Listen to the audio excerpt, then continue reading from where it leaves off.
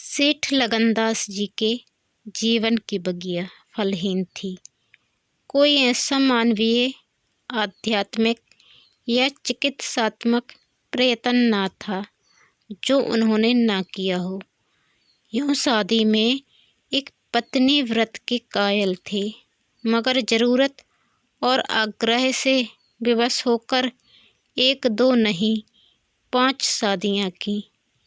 यहाँ तक कि उम्र के 40 साल गुजर गए और अंधेरे घर में उजाला न हुआ। बेचारे बहुत रंजीदा रहते थे। यह धन संपत्ति, यह ठाट बाट, यह वैभव और यह ऐश्वर्य क्या होंगे? मेरे बाद इनका क्या होगा? कौन इनको भोगेगा? यह ख्याल बहुत अफसोसजनक था। आखिर यह सलाह हुई कि किसी लड़के को गोद लेना चाहिए, मगर यह मसला पारिवारिक झगड़ों के कारण सालों तक स्थगित रहा। जब सेठ जी ने देखा कि बीवियों में अब तक बदस्तूर कशमकश हो रही है, तो उन्होंने नैतिक साहस से काम लिया और एक होनहार अनाथ लड़के को गोद ले लिया। उसका नाम रखा गया मगनदास। उसकी उम्र 5-6 साल से ज़्यादा ना थी। बला का जहीन और तमीज़दार। मगर औरतें सब कुछ कर सकती हैं, दूसरे के बच्चे को अपना नहीं समझ सकती। यहाँ तो 5 औरतों का साझा था, मगर एक उसे प्यार करती तो बाकी 4 औरतों का फर्ज था कि उससे नफरत करे। हाँ, सेठ जी उसके साथ बिल्कुल अपने बेटे की सी मोहब्बत करते थे। पढ़ाने को मास्टर रखे, सवारी के लिए घोड़े, रईसी ख्याल के आदमी थे। राग रंग का सामान भी मुहैया था। गाना सीखने का लड़के ने शौक़ किया तो उसका भी इंतजाम हो गया। गरज जब मगनदास जवानी पर पहुंचा तो रईसाना दिलचस्पियों में उसे कमाल हासिल था। उसका गाना सुनकर उस्ताद लोग कानों पर हाथ रखते सहसवार, ऐसा कि दौड़ते हुए घोड़े पर सवार हो जाता। डील डोल शक्ल सूरत में उसका सा अलबेला जवान दिल्ली में कम होगा। शादी का मसला पेश हुआ। नागपुर के करोड़पति सेठ मक्खनलाल बहुत लहराए हुए थे। उनकी लड़की से शादी हो गई। धूमधाम का जिक्र किया जाए तो किस्सा वियोग की रात से भी लंबा हो जाए। मक्खनलाल का उसी शादी में दीवाला निकल गया। इस वक्त मगनदास से ज़्यादा ईर्ष्या के योग्य आदमी और कौन होगा? उसकी ज़िंदगी की बहार उमंगों पर भी और मुरादों के फूल अपनी सब नवी ताजगी में खिल खिलकर हुस्न और ताजगी का समा दिखा रहे थे। मगर तकदीर की देवी कुछ और ही सामान कर रही थी। वह सैर सपाटे के इरादे से जापान गया हुआ था कि दिल्ली से खबर आई कि ईश्वर ने तुम्हें एक भाई दिया है। मुझे इतनी खुशी है कि ज़्यादा अरसे तक जिंदा न रह सकूं। तुम बहुत जल्द लौट आओ। मगनदास के हाथ से तार का कागज छूट गया और सर में ऐसा चक्कर आया कि जैसे किसी ऊंचाई से गिर पड़ा है। मगनदास का किताबी ज्ञान बहुत कम था, मगर स्वभाव की सज्जनता से वह खाली हाथ न था। हाथों की उदारता ने जो समृद्धि का वरदान है, हृदय को भी उदार बना दिया था। उसे घटनाओं की इस कायाकल्प से दुख तो जरूर हुआ। आखिर इंसान ही था, मगर उसे ने धीरज से काम लिया और एक आशा और भय की मिली-जुली हालत में देश को रवाना हुआ। रात का वक्त था। जब अपने दरवाजे पर पहुंचा तो नाच गाने की महफिल सजी देखी। उसके कदम आगे ना बढ़े, वह लौट पड़ा और एक दुकान के चबूतरे पर बैठकर सोचने लगा कि अब क्या करना चाहिए। इतना तो उसे यकीन था कि सेठ जी उसके साथ भी भलमनसी और मोहब्बत से पेश आएंगे, बल्कि शायद अब और भी कृपा करने लगें। सेठानियाँ भी अब उसके साथ गैरों का सा बर्ताव ना करेंगी। मुमकिन है मंझली बहू, जो इस बच्चे की खुशनसीब माँ थी, उससे दूर दूर रहे, मगर बाकी चारों सेठानियों की तरफ से सेवा सत्कार में कोई शक नहीं था। उनकी डाह से वह फ़ायदा उठा सकता था। उसके स्वाभिमान ने यह गवारा न किया कि जिस घर में मालिक की हैसियत से रहता था, उसी घर में अब एक आश्रित की हैसियत से ज़िंदगी बसर करे। उसने फैसला कर लिया कि सब यहाँ रहना ना मुनासिब है, ना मसल्लत, मगर जाऊँ कहाँ। ना कोई ऐसा फ़न सीखा, ना कोई ऐसा इल्म हासिल किया जिससे रोज़ी कमाने की सूरत पैदा होती। रईसाना दिलचस्पियाँ उसी वक्त तक कद्र की निगाह से देखी जाती हैं जब तक कि वे रईसों के आभूषण रहें। जीविका बनकर वे सम्मान के पद से गिर जाती हैं। अपनी रोज़ी हासिल करना तो उसके लिए कोई ऐसा मुश्किल काम ना था।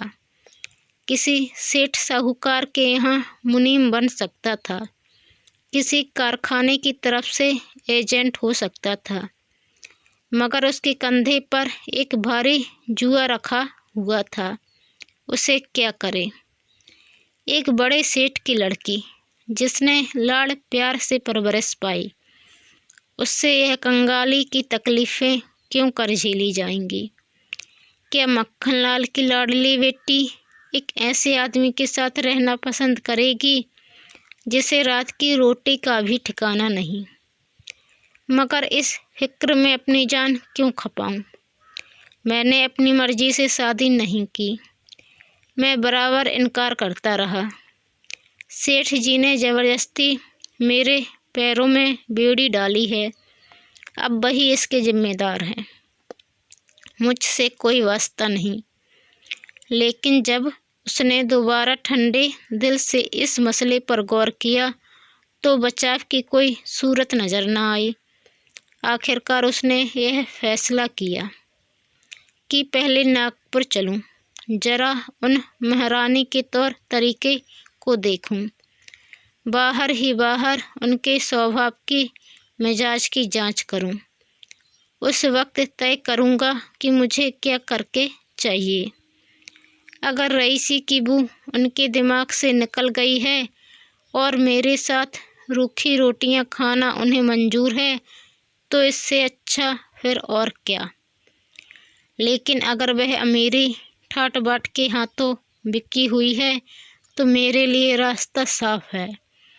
फिर मैं हूँ और दुनिया का गम। ऐसी जगह जाऊँ जहाँ किसी परिचित की सूरत सपने में भी ना दिखाई दे। गरीबी की जिल्लत नहीं रहती, मगर अजनबियों में ज़िंदगी बसर की जाए। यह जानने पहचानने वालों की कनखियाँ और कनवतियाँ हैं जो गरीबी को यंत्रणा बना देती हैं। इस तरह दिल में ज़िंदगी का नक्शा बनाकर मगनदास अपनी मर्दाना हिम्मत के भरोसे पर नागपुर की तरफ चला, उस मल्लाह की तरह जो किश्ती और पाल के बगैर नदी की उमड़ती हुई लहरों में अपने को डाल दे। शाम के वक्त सेठ मक्खनदास के सुंदर बगीचे में सूरज की पीली किरणें मुरझाए हुए फूलों से गले मिलकर विदा हो रही थीं। बाग के बीच में एक पक्का कुआं था और एक मौलसी का पेड़। कुएं के मुंह पर अंधेरे की नीली सी नकाब थी। पेड़ के सिर पर रोशनी की सुनहरी चादर। इसी समय एक नौजवान थका मांदा कुएं पर आया और लोटे से पानी भरकर पीने के बाद जगत पर बैठ गया। मालिन ने पूछा, कहाँ जाओगे? मगनदास ने जवाब दिया कि जाना तो था बहुत दूर, मगर यहीं रात हो गई। यहाँ कहीं ठहरने का ठिकाना मिल जाएगा? मालिन, चले जाओ, सेठ जी की धर्मशाला में बड़े आराम की जगह है। मगनदास, धर्मशाला में तो मुझे ठहरने का कभी संयोग नहीं हुआ। कोई हर्ज ना हो तो यहीं पड़ा रहूं। यहाँ कोई रात को रहता है? मालिन, भाई, मैं यहाँ ठहरने को ना कहूँगी। यह बाई जी की बैठक है। झरोखे में बैठकर सैर किया करती हैं। कहीं देखभाल लें तो मेरे सिर में एक बाल भी ना रहे। मगनदास, बाई जी कौन? मालिक, यही सेठ जी की बेटी इंदिराबाई। मगनदास, यह गरजे उन्हीं के लिए बना रही हो क्या? मालिन, हाँ। और सेठ जी के यहाँ है ही कौन? फूलों के गहने बहुत पसंद करती हैं। मगनदास, शौकीन औरत मालूम होती है। मालिन, भाई, यही तो बड़े आदमियों की बातें हैं। बेशौक न करें तो हमारा तुम्हारा निवाह कैसे हो? और धन है किस लिए? अकेली जान पर 10 लौंडियाँ हैं। सुना करती थी कि भगवान आदमी का हल भूत जोतता है, और वह अपनी आँखों देखा आप ही आप पंखा चलने लगे। आप ही आप सारे घर में दिन का सा उजाला हो जाए। तुम झूठ समझते होगे, मगर मैं आँखों देखी बात कहती हूँ। उस गर्व की चेतना के साथ जो किसी नादान आदमी के सामने अपनी जानकारी के बयान करने में होता है। बूढ़ी मालिन अपनी सर्वज्ञता का प्रदर्शन करने लगी। मगनदास ने उकसाया, होगा भाई, बड़े आदमी की बातें निराली होती हैं। लक्ष्मी के बस में सब कुछ है, मगर अकेली जान पर 10 लौंडियाँ, समझ में नहीं आता। मालिन ने बुढ़ापे के चिड़चिड़ेपन से जवाब दिया, तुम्हारी समझ मोटी हो तो कोई क्या करे। कोई पान लगाती है, कोई पंखा झलती है, कोई कपड़े पहनाती है। 2000 रुपये में तो सेज गाड़ी आई थी। चाहो तो मुँह देख लो, उस पर हवा खाने जाती हैं। एक बंगालिन गाना बजाना सिखाती है। मैम पढ़ाने आती है। शास्त्री जी संगीत पढ़ाते हैं। कागज पर ऐसी मूरत बनाती हैं कि अब बोली और अब बोली। दिल की रानी है। बेचारी के भाग फूट गए। दिल्ली के सेठ लगनदास के गोद लिए हुए लड़के से ब्याह हुआ था, मगर राम जी की लीला 70 बरस के मुर्दे को लड़का दिया। कौन पतियाएगा? जब से यह सुहावनी आई है तब से बहुत उदास रहती हैं। एक दिन रोती थीं। मेरे सामने की बात है। बाप ने देख लिया। समझाने लगे। लड़की को बहुत चाहते हैं। सुनती हूँ दामाद को यहीं बुलाकर रखेंगे। नारायण करे मेरी रानी दूधो नहाए पूतो फले। माली मर गया था। उन्होंने आड़ ना ली होती तो घर भर के टुकड़े मांगती। मगनदास ने एक ठंडी सांस ली। बेहतर है, अब यहाँ से अपनी इज्जत आबरू लिए हुए चल दो। यहाँ मेरा निवाह ना होगा। इंदिरा रईसजादी है। तुम इस काबिल नहीं हो कि उसके शौहर बन सको। मालिन से बोला, तो धर्मशाला में जाता हूँ, जाने वहाँ खाट बाट मिल जाती है कि नहीं, मगर रात ही तो काटनी है, किसी तरह कट ही जाएगी। रईसों के लिए मखमली गद्दे चाहिए, हम मजदूरों के लिए पुआल ही बहुत है। यह कहकर उसने लुटिया उठाई, डंडा संभाला और दर्द भरे दिल से एक तरफ चल दिया। उस वक्त इंदिरा अपने झरोके पर बैठी हुई उन दोनों की बातें सुन रही थी। कैसा संयोग है कि स्त्री को स्वर्ग की सब सिद्धियां प्राप्त हैं और उसका पति आवारों की तरह मारा मारा फिर रहा है, उसे रात काटने का ठिकाना नहीं।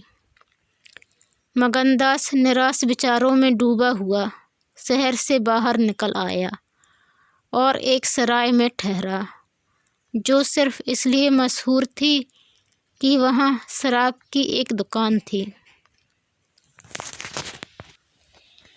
यहाँ आसपास से मजदूर लोग आकर अपने दुख को भुलाया करते थे।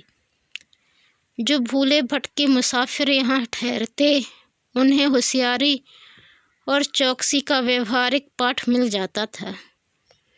मगनदास थका मांदा था ही, एक पेड़ के नीचे चादर बिछाकर सो रहा, और जब सुबह को नींद खुली तो उसे किसी पीर औलिया के ज्ञान का सजीव दीक्षा का चमत्कार दिखाई पड़ा, जिसकी पहली मंजिल वैराग्य है।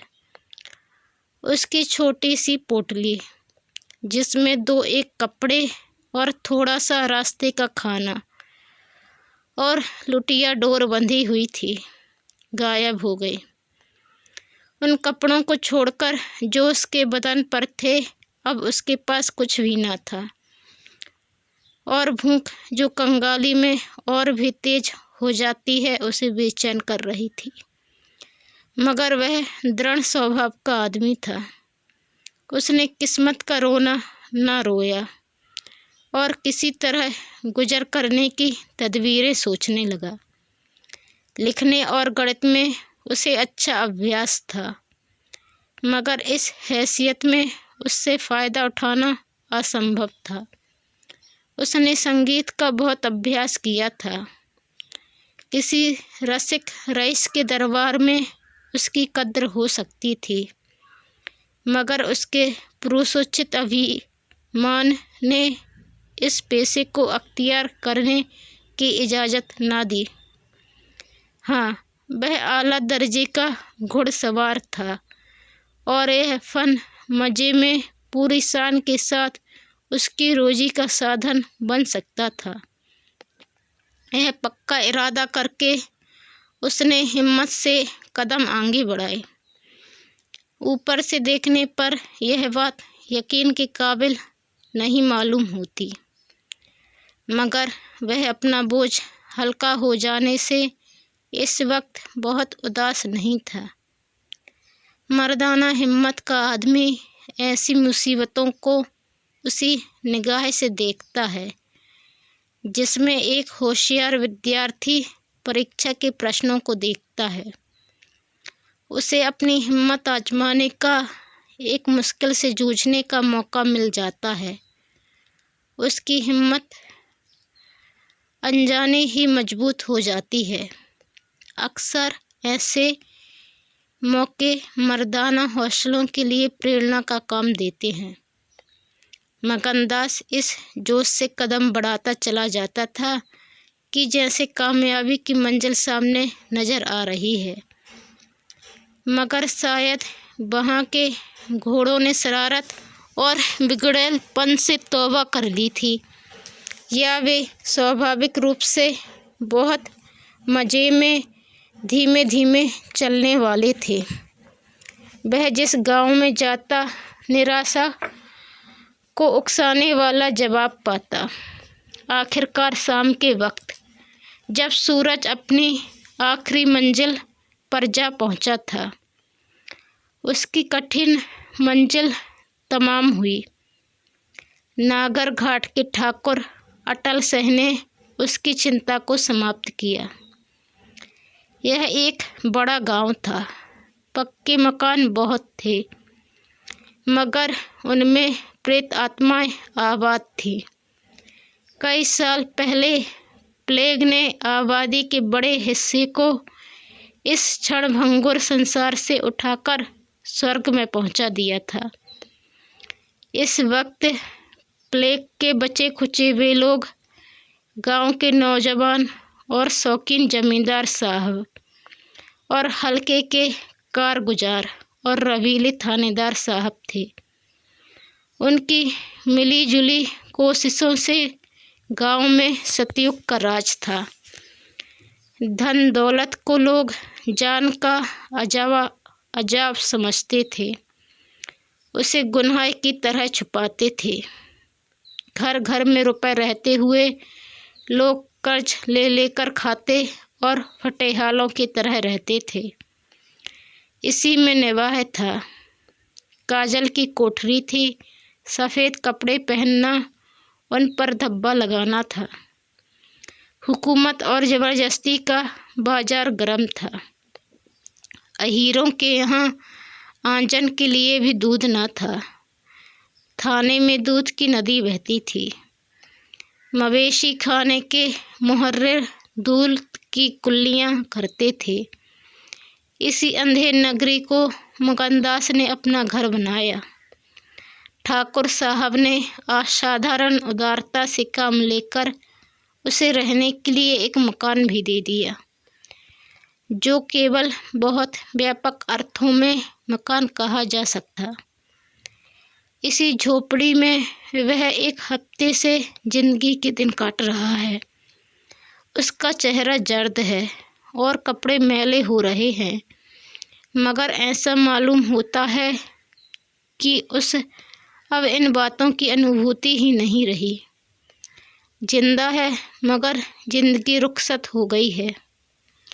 हिम्मत और हौसला मुश्किल को आसान कर सकते हैं, आंधी और तूफान से बचा सकते हैं, मगर चेहरे को खिला सकना उनके सामर्थ्य से बाहर है। टूटी हुई नाव पर बैठकर मल्हार गाना हिम्मत का काम नहीं, हिमाकत का काम है। एक रोज जब शाम के वक्त वह अंधेरे में खाट पर पड़ा हुआ था, एक औरत उसके दरवाजे पर आकर भीख मांगने लगी। मगनदास का आवाज़ चिर परिचित जान पड़ी। बाहर आकर देखा तो वही चंपा मालिन थी। कपड़े तार तार, मुसीबत की रोती हुई तस्वीर। बोला, मालिन, तुम्हारी यह क्या हालत है? मुझे पहचानती हो? मालिन ने चौंक कर देखा और पहचान गई। रोकर बोली, बेटा, अब बताओ मेरा कहाँ ठिकाना लगे? तुमने मेरा बना बनाया घर उजाड़ दिया ना। उस दिन तुमसे बात करती ना मुझे यह विपत पड़ती। बाई ने तुम्हें बैठे देख लिया, बातें भी सुनी। सुबह होते ही मुझे बुलाया और बरस पड़ी। नाक कटवा लूँगी, मुँह में कालिख लगवा दूँगी। चुड़ैल कुटनी, तू मेरी बात किसी गैर आदमी से क्यों चलाए? तू दूसरों से मेरी चर्चा करे। वह क्या तेरा दामाद था जो तू उससे मेरा दुखड़ा रोती थी? जो कुछ मुँह में आया बकती रही, मुझसे भी ना सहा गया। रानी रूठेंगी, अपना सुहाग लेंगी। बोली, बाई जी, मुझसे कसूर हुआ, लीजिए अब जाती हूँ। चीखते नाक कटती है तो मेरा निवाह यहाँ न होगा। ईश्वर ने मुँह दिया है तो आहार भी देगा। 4 घर से मांगूंगी तो पेट को हो जाएगा। उस छोकरी ने मुझे खड़े खड़े निकलवा दिया। बताओ, मैंने तुमसे उसकी कौन सी शिकायत की थी? उसकी क्या चर्चा की थी? मैं तो उसका बखान कर रही थी, मगर बड़े आदमियों का गुस्सा भी बड़ा होता है। अब बताओ, मैं किसकी होकर रहूं? 8 दिन इसी तरह टुकड़े मांगते हो गए हैं। एक भतीजी उन्हीं के यहाँ लौंडियों में नौकर थी, उसी दिन उसे भी निकाल दिया तुम्हारी बदौलत। जो कभी न किया था वह करना पड़ा। तुम्हें कहाँ का दोष लगाऊं? किस्मत में जो कुछ लिखा था देखना पड़ा। मगनदास सन्नाटे में आ गया। आह, मिजाज का क्या हाल है, यह घमंड, यह शान। मालिन का इत्मीनान दिलाया। उसके पास अगर दौलत होती तो उसे माला माल कर देता। सेठ मक्खनलाल की बेटी को भी मालूम हो जाता कि रोजी की कुंजी उसी के हाथ में नहीं है। बोला, तुम फिक्र न करो, मेरे घर में आराम से रहो। अकेले मेरा जी भी नहीं लगता। सच कहो तो मुझे तुम्हारी तरह एक औरत की तलाश थी। अच्छा हुआ तुम आ गई। मालिन ने आंचल फैलाकर असीम आशीर्वाद दिया। बेटा, तुम जुग जुग जियो, बड़ी उम्र हो। यहाँ कोई घर मिले तो मुझे दिलवा दो। मैं यहाँ रहूँगी तो मेरी भतीजी कहाँ जाएगी? वह बेचारी शहर में किसके आश्रय रहेगी? मगनलाल के खून में जोश आया। उसके स्वाभिमान को चोट लगी। उन पर यह आफत मेरी लाई हुई है। उनकी इस आवारागर्दी का जिम्मेदार मैं हूँ। बोला, कोई हर्ज ना हो तो उसे भी यहीं ले आओ। मैं दिन को यहाँ बहुत कम रहता हूँ। रात को बाहर चारपाई डालकर पड़ा रहा करूँगा। मेरी वजह से तुम लोगों को कोई तकलीफ़ ना होगी। यहाँ दूसरा मकान मिलना मुश्किल है। यही झोपड़ा बड़ी मुश्किलों से मिला है। यह अंधेर नगरी है। जब तुम्हारा सुविधा कहीं लग जाए तो चली जाना। मगनदास को क्या मालूम था कि हजरत इश्क उसकी जवान पर बैठे हुए उससे यह बात कहला रहे हैं। क्या यह ठीक है कि इश्क पहले मासूक के दिल में पैदा होता है? नागपुर इस गांव से 20 मील ही दूरी पर था। चंपा उसी दिन चली गई और तीसरे दिन रंभा के साथ लौट आई। यह उसकी भतीजी का नाम था।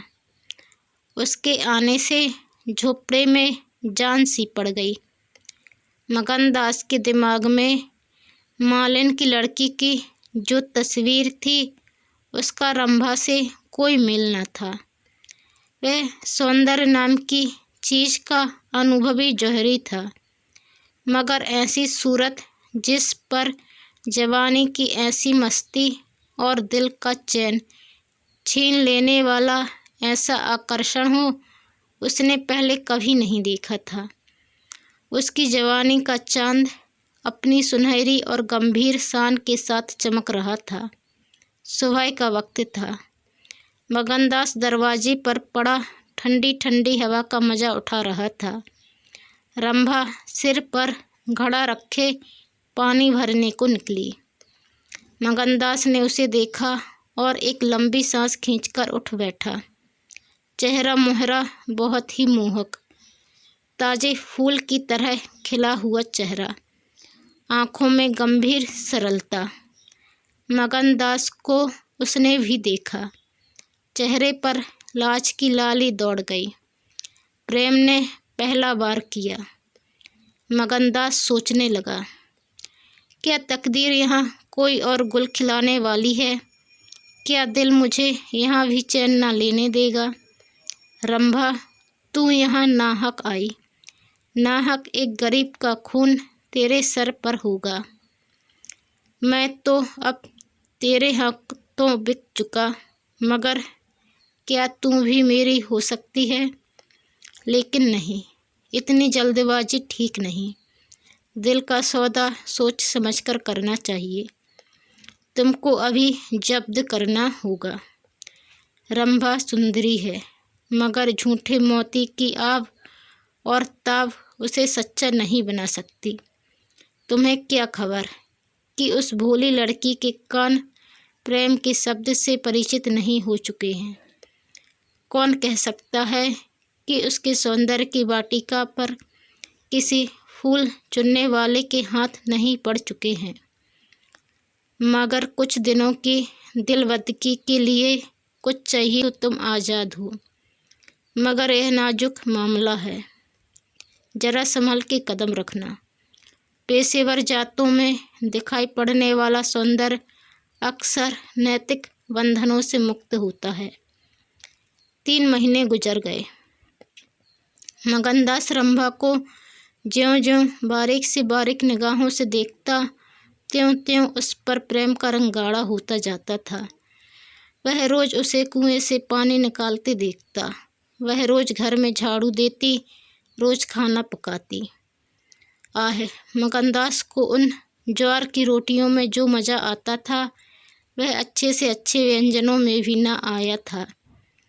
उसे अपनी कोठरी हमेशा साफ सुथरी मिलती।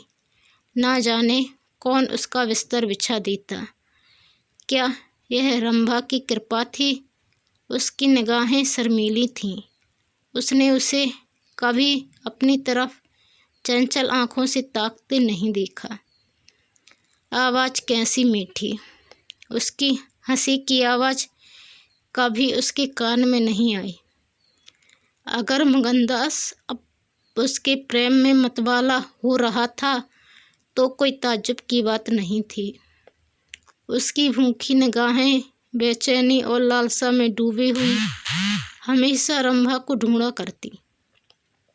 वह जब किसी गांव को जाता तो मीलों तक उसकी जिद्दी और बेताब आंखें मुड़ मुड़कर झोपड़े के दरवाजे की तरफ आती।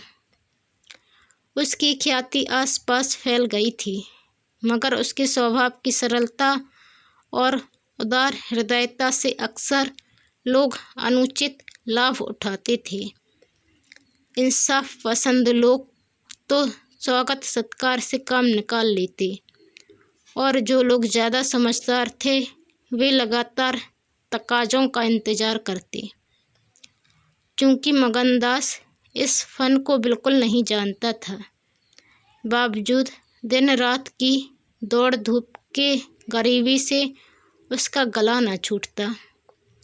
जब वह रंभा को चक्की पीसते हुए देखता तो गेहूं के साथ उसका दिल भी पिस जाता था। वह कुएं से पानी निकालती तो उसका कलेजा निकल आता। वह जब पड़ोस की औरतों के कपड़े सीती तो कपड़ों के साथ मगनदास का दिल छिद जाता, मगर कुछ बस न था काबू। मगनदास की हृदय भेदी दृष्टि को इसमें तो कोई संदेह नहीं था कि उसके प्रेम का आकर्षण बिल्कुल बेअसर नहीं है, वरना रंभा की उन वफा से भरी हुई खातिरदारियों की तुक वह कैसे बिठाता। वफा ही वह जादू है, रूप के गर्व का सिर नीचा कर सकता है, मगर प्रेमिका के दिल में बैठने का मादा उसमें बहुत कम था। कोई दूसरा मनचला प्रेमी अब तक अपने वशीकरण में कामयाब हो चुका होता, लेकिन मगनदास ने दिल आशिक का पाया था और जवान मासूक की। एक रोज़ शाम के वक्त चंपा किसी काम से बाजार गई हुई थी और मगनदास हमेशा की तरह चारपाई पर पड़ा सपने देख रहा था। रंभा अद्भुत छटा के साथ आकर उसके सामने खड़ी हो गई। उसका भोला चेहरा कमल की तरह खिला हुआ था और आँखों में सहानुभूति का भाव झलक रहा था। मगनदास ने उसकी तरफ पहले आश्चर्य और फिर प्रेम की निगाहों से देखा और दिल पर जोर डालकर बोला, आओ रंभा, तुम्हें देखने को बहुत दिन से आंखें तरस रही थीं। रंभा ने भोलेपन से कहा, मैं यहाँ न आती तो तुम मुझसे कभी न बोलते। मगनदास का हौसला बढ़ा, बोला, बिना मर्जी पाए तो कुत्ता भी नहीं आता। रंभा मुस्कुराई, कली खिल गई, मैं तो आप ही चली आई। मगनदास का कलेजा उछल पड़ा। उसने हिम्मत करके रंभा का हाथ पकड़ लिया और भावावेश से कांपती हुई आवाज़ में बोला, नहीं रंभा, ऐसा नहीं है, यह मेरे महीनों की तपस्या का फल है। मगनदास ने बेताब होकर उसे गले से लगा लिया। जब वह चलने लगी तो अपने प्रेमी की ओर प्रेम भरी दृष्टि से देखकर बोली, अब यह प्रीत हमको निभानी होगी। पौ फटने के वक्त जब सूर्य देवता के आगमन की तैयारियां हो रही थीं, मगनदास की आंखें खुलीं। रंभा आटा पीस रही थी। उस शांतिपूर्ण सन्नाटे में चक्की की घुमर घुमर बहुत सुहानी मालूम होती थी और वह उसके सुर से सुर मिलाकर अपने प्यारे ढंग से गा रही थी।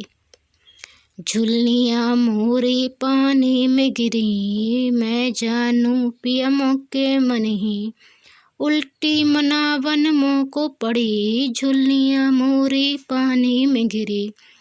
साल भर गुजर गया। मगनदास की मोहब्बत और रंभा के सलीके ने मिलकर उस वीरान झोपड़े को कुंज बाग बना दिया। अब वहाँ गायें थीं, फूलों की क्यारियाँ थीं और कई देहाती ढंग के मोड़े थे। सुख सुविधा की अनेक चीज़ें दिखाई पड़ती थीं। एक रोज़ सुबह के वक्त मगनदास कहीं जाने के लिए तैयार हो रहा था कि एक संभ्रांत व्यक्ति अंग्रेजी पोशाक पहने उसे ढूंढता हुआ आ पहुंचा और उसे देखते ही दौड़कर गले से लिपट गया। मगनदास और वह दोनों एक साथ पढ़ा करते थे। वह अब वकील हो गया था।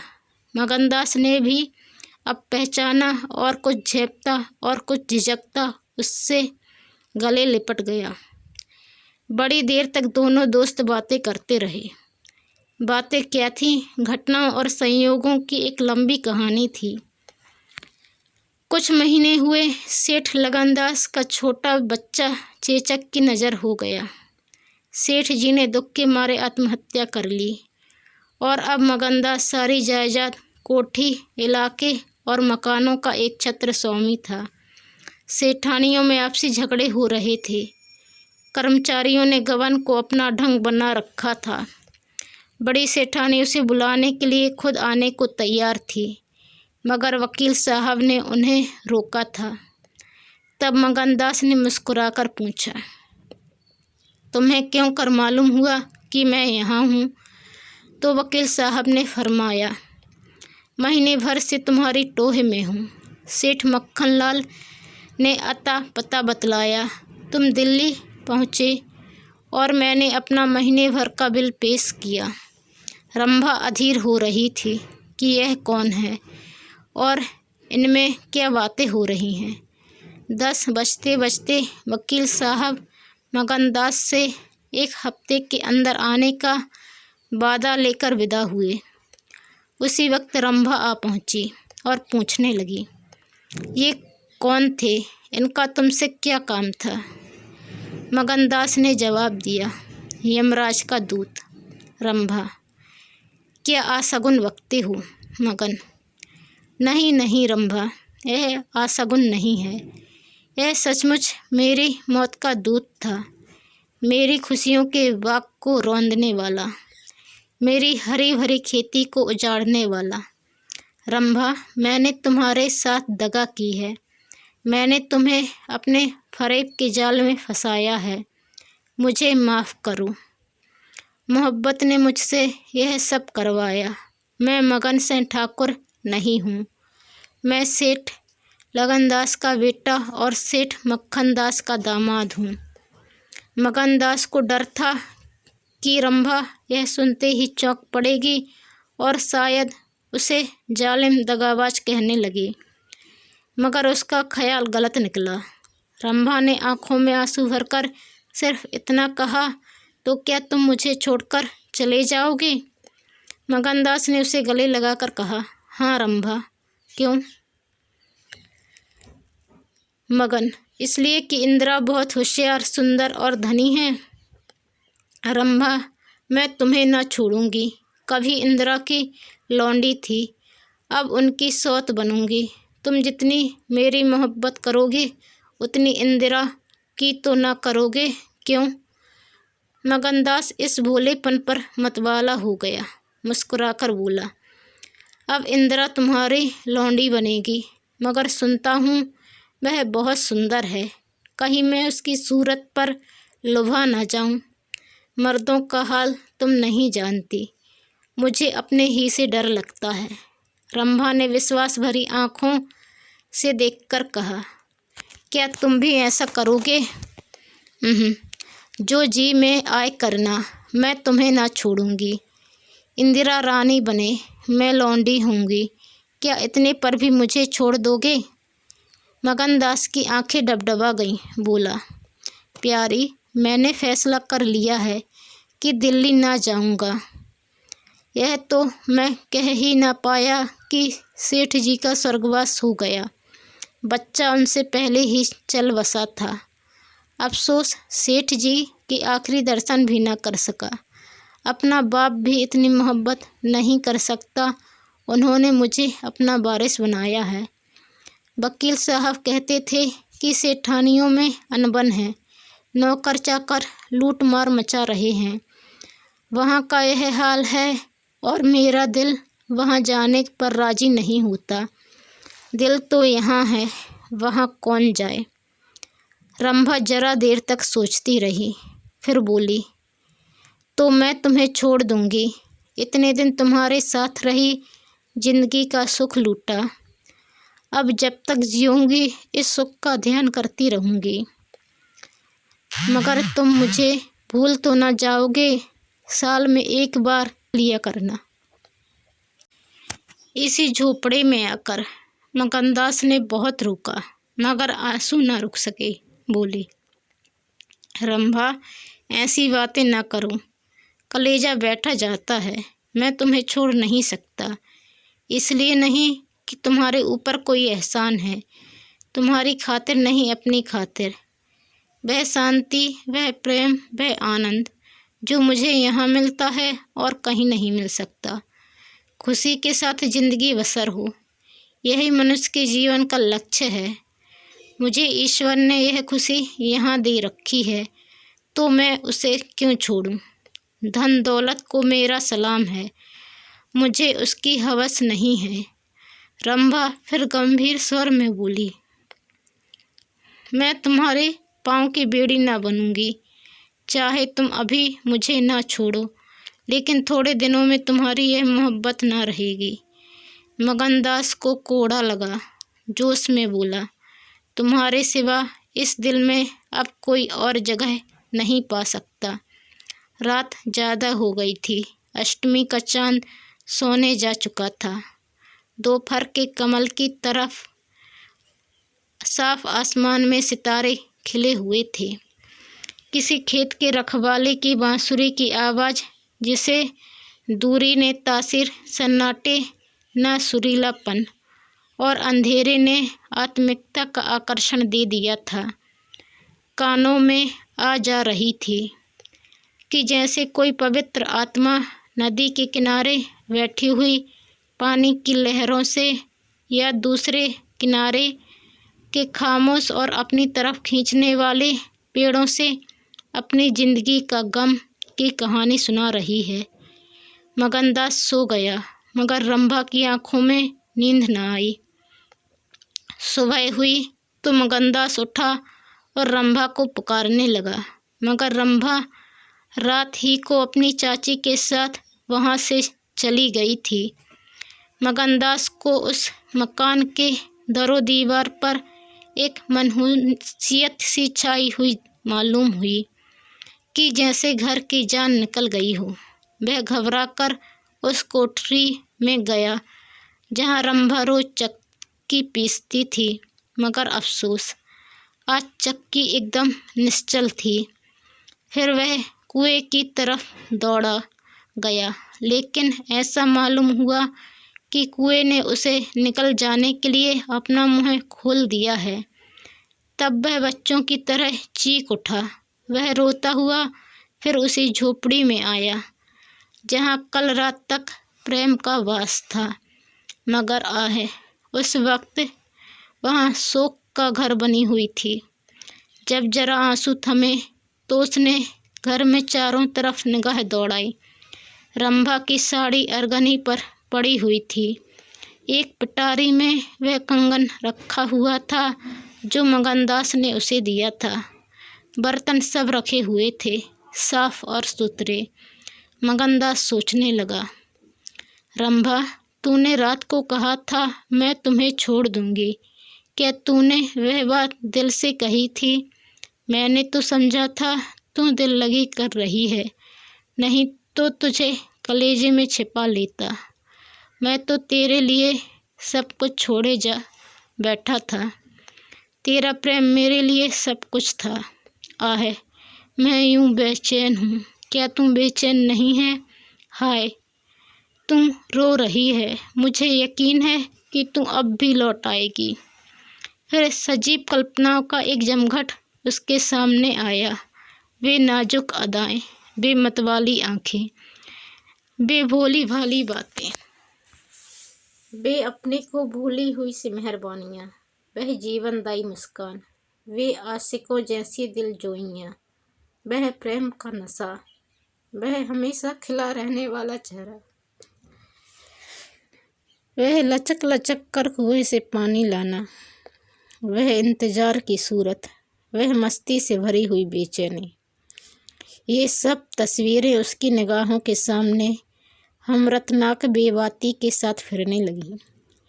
मगनदास ने एक ठंडी सांस ली और आंसुओं और दर्द की उमड़ती हुई नदी को मर्दाना जब्त से रोककर उठ खड़ा हुआ।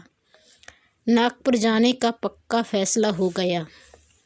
तकिए के नीचे से संदूक की कुंजी उठाई तो कागज का एक टुकड़ा निकल आया। यह रंभा की विदा की चिट्ठी थी। प्यारे, मैं बहुत रो रही हूँ। मेरे पैर नहीं उठते, मगर मेरा जाना जरूरी है। तुम्हें जगाऊंगी तो तुम जाने ना दोगे। आह, कैसे जाऊं? अपने प्यारे पति को कैसे छोड़ूं? किस्मत मुझसे यह आनंद का घर छुड़वा रही है। मुझे बेवफा न कहना। मैं तुमसे फिर कभी मिलूंगी। मैं जानती हूँ कि तुमने मेरे लिए यह सब कुछ त्याग दिया है, मगर तुम्हारे लिए ज़िंदगी में बहुत कुछ उम्मीदें हैं। मैं अपनी मोहब्बत की धुन में तुम्हें उन उम्मीदों से क्यों दूर रखूं? अब तुमसे जुदा होती हूँ। मेरी सुध मत भूलना। मैं तुम्हें हमेशा याद रखूंगी। यह आनंद के दिन कभी न भूलेंगे। क्या तुम मुझे भूल सकोगे? तुम्हारी प्यारी रंभा। मगनदास को दिल्ली आए हुए 3 महीने गुजर चुके हैं। इस बीच उसे सबसे बड़ा जो निजी अनुभव हुआ वह यह था कि रोजी की फिक्र और धंधों की बहुतायत से उमड़ती हुई भावनाओं का जोर कम किया जा सकता है। 1.5 साल पहले का बेफिक्र नौजवान अब एक समझदार और सूझबूझ रखने वाला आदमी बन गया था। सागर घाट के उन कुछ दिनों से उसे रियाया की उन तकलीफ़ों का निजी ज्ञान हो गया था जो कारिंदों और मुख्तारों की सख्तियों की बदौलत उन्हें उठानी पड़ती हैं। उसने उसे रियासत के इंतजाम में बहुत मदद दी और गो कर्मचारी दबी जबान से उसकी शिकायत करते थे और अपनी किस्मत और ज़माने की उलटफेर को कोसते थे। मगर रियाया खुश थी।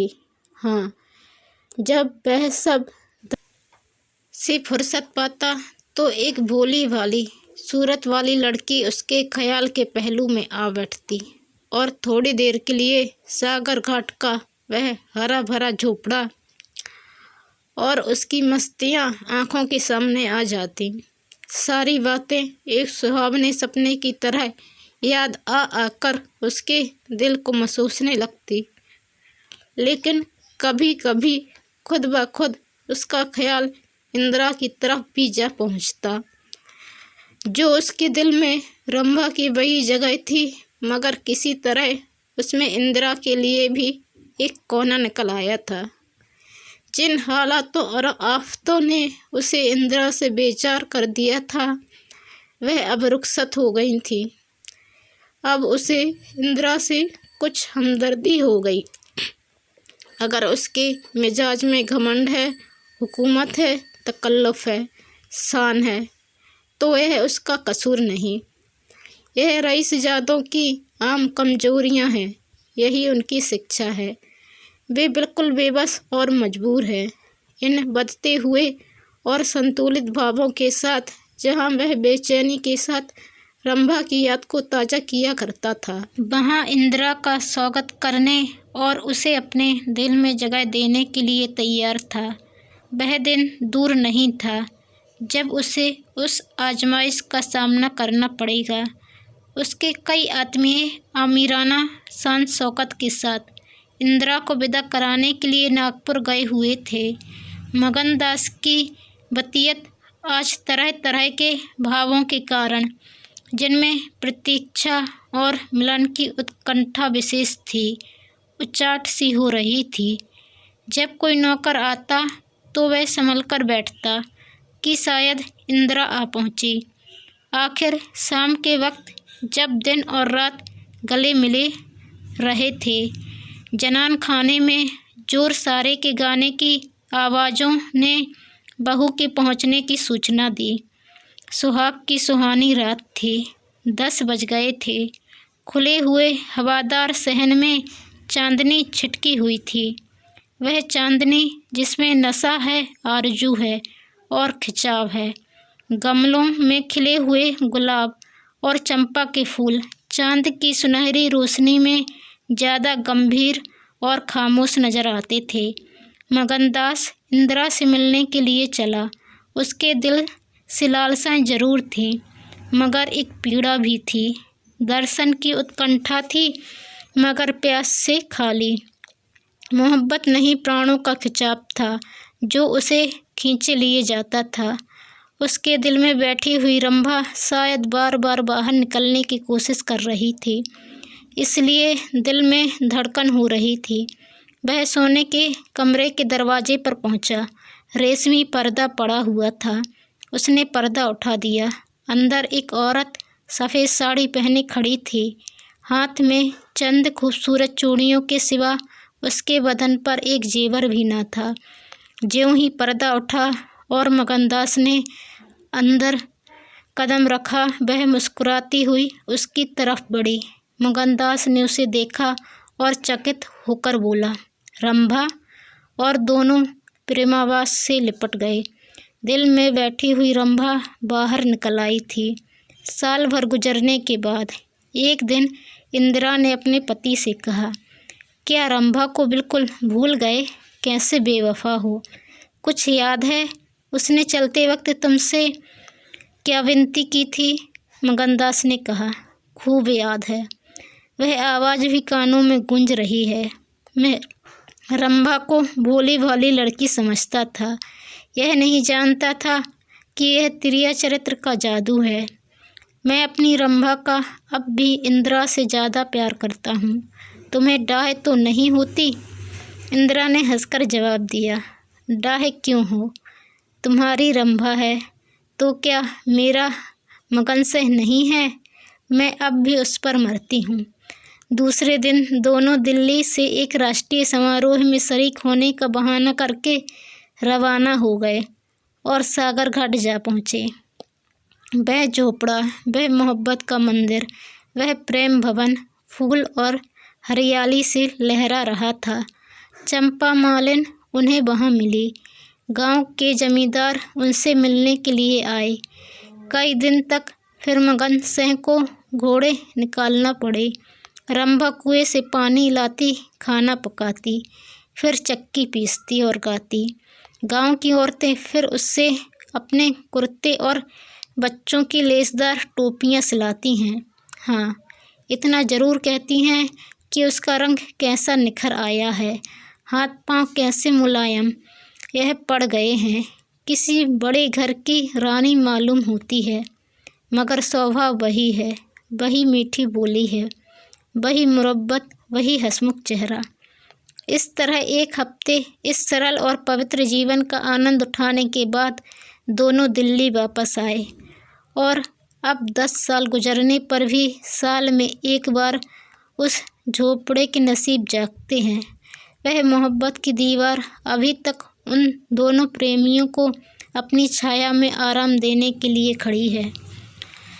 दोस्तों, यदि आप चैनल पर नए आए हैं तो प्लीज़ चैनल को सब्सक्राइब कर बेल आइकन को क्लिक कर लें। धन्यवाद।